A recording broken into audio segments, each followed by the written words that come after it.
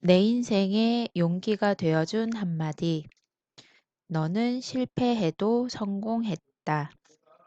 문학평론가 이어령 선생이 아들 이승무 영화 감독에게 한 말입니다. 문학 잡지 에세이 플러스와의 인터뷰에서 이어령 선생은 아들에 대해 이렇게 말합니다. 할리우드에서 시나리오를 보고 감독을 맡겼어요. 반지의 제왕 프로듀서가 제작하고 장동건이 주연을 맡고 뉴질랜드에서 촬영을 했어요. 사막의 전사라고 아들의 첫 장편 작품이에요. 올해 초 연하장에 너는 실패해도 성공했다고 써서 보냈더니 아들이 큰 힘이 되었다고 해요. 저는 이어령 선생이 이 말을 당신 아들에게만 국한해서 한 게 아니라 이 시대 모든 젊은이들에게 한 말이라고 생각합니다. 이 세상 모든 아버지가 이 세상 모든 아들들에게 한 말이라고도 생각되고요. 이어령 선생은 어떻게 실패해도 성공했다고 말할 수 있었을까요? 그것은 그동안 아들의 실패에서 이미 성공을 보았기 때문입니다. 실패하지 않고는 결코 성공할 수 없다는 실패를 통해야만 성공에 다다를 수 있다는 사실을 이미 잘 알고 있었기 때문입니다. 실패는 성공입니다. 실패와 성공은 동의어입니다. 실패 없는 성공은 존재하지 않습니다. 누가 실패 없는 성공을 원한다면 가시 없는 장미를 원하는 것과 같습니다. 가시 없는 장미는 장미로서의 존재 가치가 없습니다. 장미는 가시가 있어야 아름답습니다. 저는 장미 향기가 꽃에서 나는 게 아니라 가시에서 난다고 생각합니다. 말을 타는 사람도 마찬가지입니다. 말에서 떨어지지 않고 처음부터 잘 타는 사람은 없습니다. 아무리 말을 잘 타는 사람도 말에서 떨어질 때가 있습니다. 중요한 것은 말에서 떨어져도 다시 올라타면 된다는 사실입니다. 저는 몽골에서 처음 말을 탈 때 천천히 달리던 말이 느닷없이 퍽 주저앉아 버렸습니다. 자칫 땅바닥에 나뒹굴 뻔 했습니다. 다시 말을 타기가 두려웠습니다. 그렇지만 말을 끌고 갈 수는 없었습니다. 그래서 다시 말에 올라탔습니다. 그러자 말이 더 이상 저를 떨어뜨리지 않았습니다. 그때 실패는 넘어지는 그 자체가 아니라 넘어진 상태로 머무르는 것이라는 생각이 들었습니다. 우리가 실패하는 가장 큰 원인 중 하나는 일시적인 패배에 너무 오래 머무르고 너무 쉽게 단념한다는 것입니다. 무슨 일을 하다가 이제 더 이상 도저히 못하겠다. 내 한계에 달했다고 생각될 때 그 한계는 누가 만든 것입니까? 그렇게 생각하도록 만든 상황일까요? 아닙니다. 결국 그 한계는 나 자신이 만들어낸 것입니다. 정작 두려워해야 할 것은 실패 자체가 아니라 한계라고 생각한 바로 나 자신입니다. 더 이상 시도하지 않음으로써 다시 도전할 기회를 놓쳐버렸다는 바로 그 사실입니다.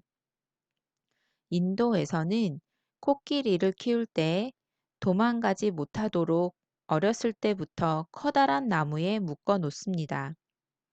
나무에 묶인 아기 코끼리는 처음에는 달아나려고 이리저리 힘을 씁니다.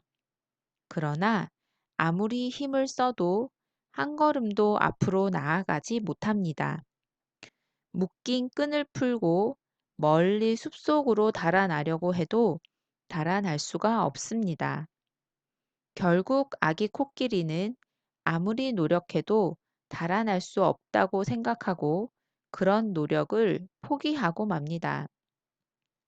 오랜 시간 이런 과정을 거치는 동안 몸무게가 5톤에 달하는 어른 코끼리가 되어도 도망칠 생각을 하지 못합니다.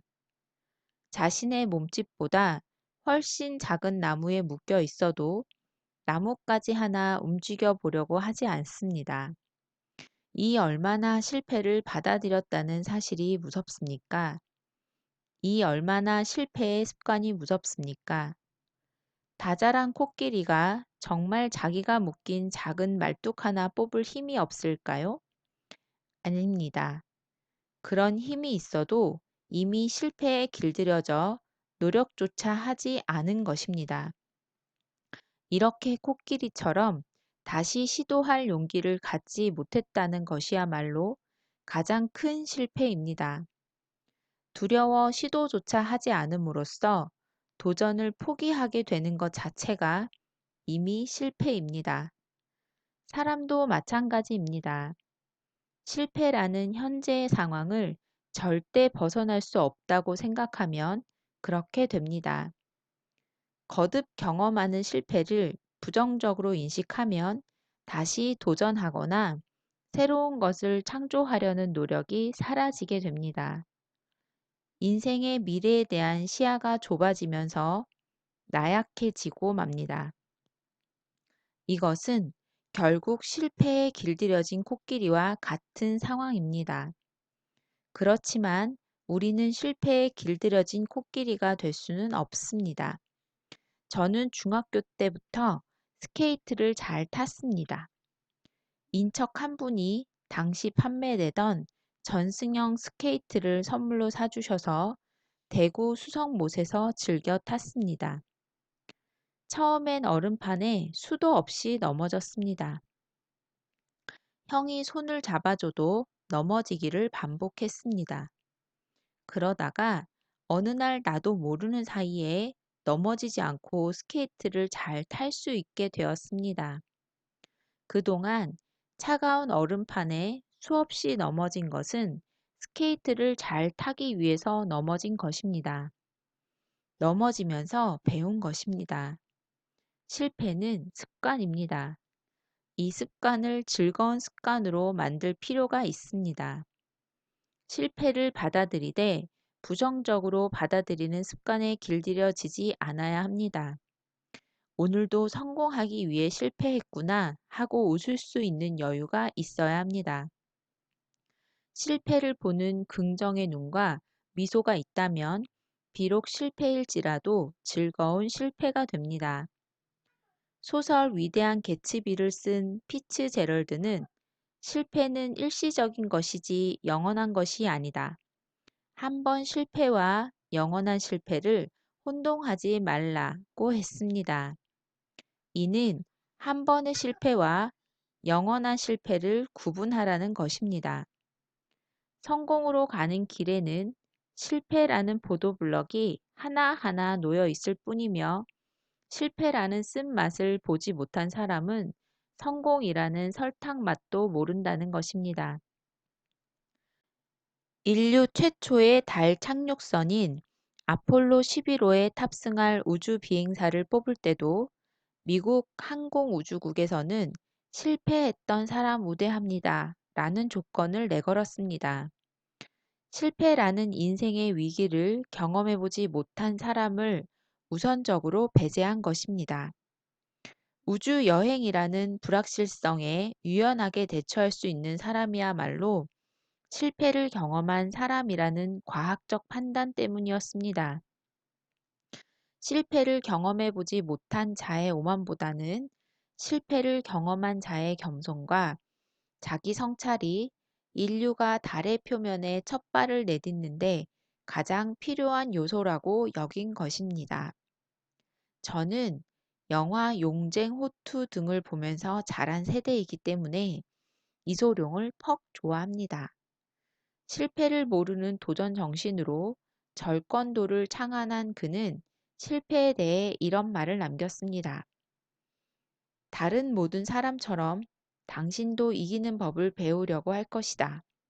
그리고 지는 방법 따위는 배우려고 하지 않을 것이다. 그러나 패배하는 법을 배우면 패배로부터 해방될 것이다. 실패하는 것은 인간적이나 실패에 주저앉는 것은 악마적입니다. 인간이기 때문에 실패하고 인간이기 때문에 실패라는 동반자와 함께하는 것입니다. 인생의 수없는 동반자 중에서 가장 중요한 동반자는 바로 실패입니다.